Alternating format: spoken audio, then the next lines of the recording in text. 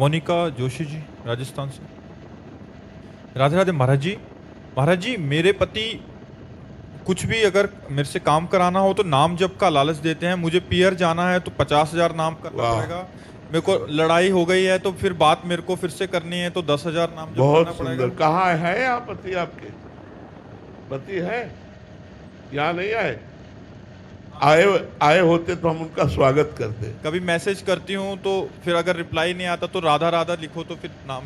क्या बात है, बहुत सुंदर, बहुत सुंदर। हम हमारी बात जरूर उनको कह देना कि बाबा ने प्रणाम कहा है आपको। हे पतियों, ऐसा व्यवहार करो यार तो सब बात बन जाएगी। ऐसा व्यवहार, हम तो कह रहे पति ऐसा व्यवहार करे, पत्नी डबल करे। उस पतियों को सुधारने के लिए कि तुम शराब नहीं पियोगे, तुम मांस नहीं खाओगे, तुम गंदे आचरण नहीं करोगे, तुम राधा नाम जप करोगे, हम तुम्हारे को बहुत प्यार करेंगे, तुम्हारी बहुत सेवा करेंगे, तुम्हारी आज्ञा का पालन करेंगे। ये जीवन कृतार्थ हो जाए।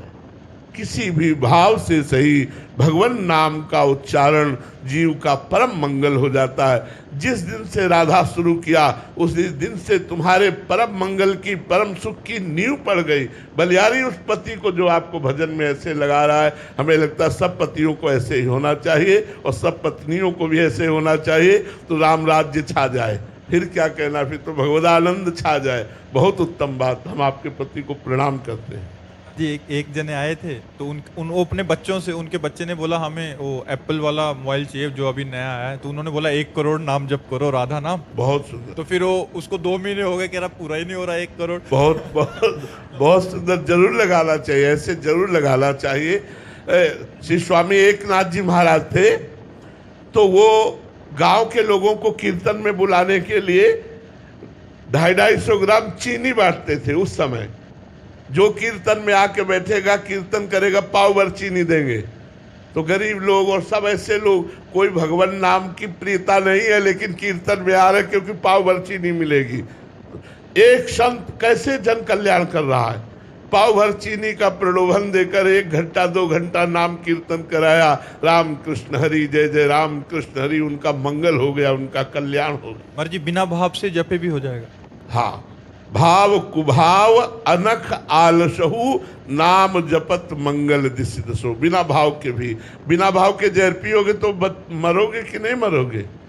तो फिर बिना भाव के राम नाम जप करोगे, तुम्हारा कल्याण हो जाएगा, पक्का हो जाएगा। अगर तुम भजन करते हो तो लोक परलोक के सारे सुख तुम्हारे चरणों में गिरेंगे। कैसी बात करते हो, भजन बहुत बड़ी चीज है। तो अगर लौकिक वस्तु भी चाहिए तो नाम जप करो, पारलौकिक चाहिए तो नाम जप करो। हमारी प्रार्थना मान लो, तुम्हारा मंगल हो जाएगा। नाम जप से सब ठीक हो जाएगा, सब ठीक हो जाएगा। केवल आप नाम जप करो, भाव कुभाव अनख आलसहु, नाम जप मंगल दिस दसहु। मर्जी एक बार लगने की बात है। हम जो प्रश्न भी पढ़ते हैं, बहुतों के अनुभव होते हैं, बट एक बार लग गया, आगे चल के तो खुद ही महाराज जी वो रास्ता। देखो, कई बार हमको मन हमें नीचा दिखाता है कि यार तुम्हारे अंदर गंदी बातें हैं तो तुम नाम जप क्यों करो। ऐसी बातें कभी कभी प्रेरित करता है। तो हमें चाहिए कि जब हम गंदी बात नहीं छोड़ सकते तो नाम भी नहीं छोड़ सकते। करना नहीं, हम उदाहरण नहीं दे रहे। एक पत्नी आकर के बोली कि मेरे पति वो शराब पी के चतुरासी जी का पाठ करते और राधा नाम कीर्तन करते। बोलो महाराज जी, उनकी गति क्या होगी? तो हमने कहा एक दिन चतुरासी जी और राधा नाम उनको शराब से मुक्त करेगी।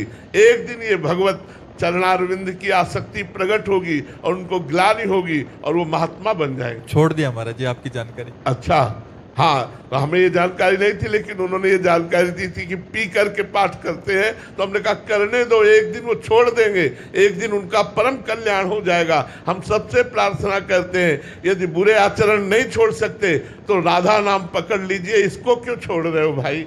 राधा राधा कहते हुए अगर बुराई के आचरण हो रहे हैं तो एक दिन राधा नाम बुराई पर हावी हो जाएगा और आपकी बुराई का त्याग करवा देगा। आप निश्चिंत रहिए, भगवान नाम में बड़ी सामर्थ्य है। ये मन बड़ा बदमाश है, विषय बड़े आकर्षणकारी हैं, बड़े बड़े विवेकियों को भी भ्रष्ट कर देता है। इसलिए डरो मत, नाम जप करो। नाम से हरिवंश भरोसे भय निडर नित गर्जत हरिवंश बल, नाम बल ये आपको आगे बढ़ा दे। महाराज जी बहुत अच्छी बात बताई, क्योंकि अभी 3-4 दिन पहले एक जने आए थे, वो कह रहे थे कि हम तम्बाकू खाते हैं बट हम राधा नाम भी करते हैं। तो आपकी यही बात याद आके उनको ये बोला था कि आप करते रहिए, धीरे धीरे अपने आप ही ये सारे हमारे सैकड़ों अनुभव हैं। एक वृद्ध आए थे, वो एक डिब्बी सिगरेट पीते थे और उन्होंने कहा मेरा भरपूर मन है भजन करूं, पर मेरा मन कहता है मैं बहुत गंदा हूं। तो महाराज जी क्या आप हमें शिष्य बनाएंगे? तुमका पहले ईमानदारी को आपके हम नमस्कार करते हैं कि आपने सच्चाई रख दी। वो वृंदावन अखंड वास कर रहे हैं, एक भी नहीं पीते, सब छोड़ दिया।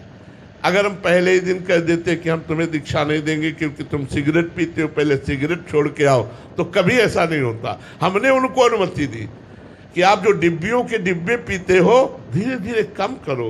देखो व्यसन, अब जैसे कई बच्चे ऐसे हैं जो हॉस्टल में, कई ऐसे सर्विसमैन हैं कि उनकी व्यवस्थाएं नहीं है, उनको भोजन में प्याज लहसुन खाना ही पड़ता है, नहीं तो जिए कैसे, व्यवस्था ही नहीं है। तो उनके लिए व्यवस्था बताई कि आप थोड़ी किशमिश खरीद लो, ठाकुर जी को भोग लगा दो, और जब आपके भोजन में वो जो भी पड़ा हुआ है उसमें आप किशमिश का प्रसाद डालकर जय राधा वल्लभ लाल की कहो, वो प्याज लहसुन आपकी बुद्धि भ्रष्ट नहीं कर पाएगा।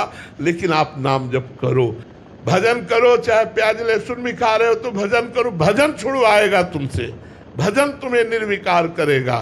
वो घोर तमोगुणी है, इसलिए हमारे अध्यात्म मार्ग में उसे बिल्कुल निषेध किया गया है, घोर तमोगुणी है। लेकिन जिनके पास ऐसे व्यापार हैं, ऐसी नौकरी है, ऐसे हॉस्टल में बच्चे पढ़ते हैं कि जिनको भोजन ही वही मिलता है रसोई से, अब वो कहते हैं हम भजन नहीं करेंगे तो जीवन बेकार हो जाए। लेकिन इस पद्धति से खाओ, अब ठाकुर को भोग लगा लो किशमिश का, और उसमें प्रसादे सर्व दुखा नाम हानिरस्योपजायते।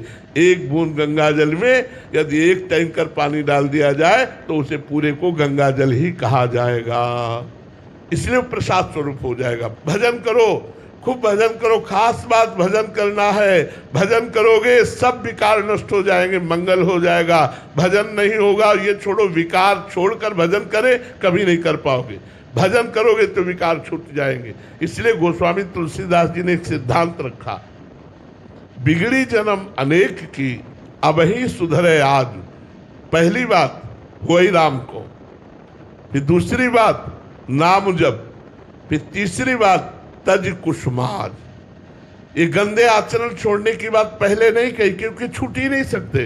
पहले भगवान की शरण में आओ और नाम जप करो, फिर ये गंदे आचरण अपने आप छूटने लगेंगे, तुम्हारा हृदय जलने लगेगा। आज के बाद नहीं करूंगा, प्रभु मुझे क्षमा करो, ऐसा हृदय में पश्चाताप होगा और आप छोड़ देंगे।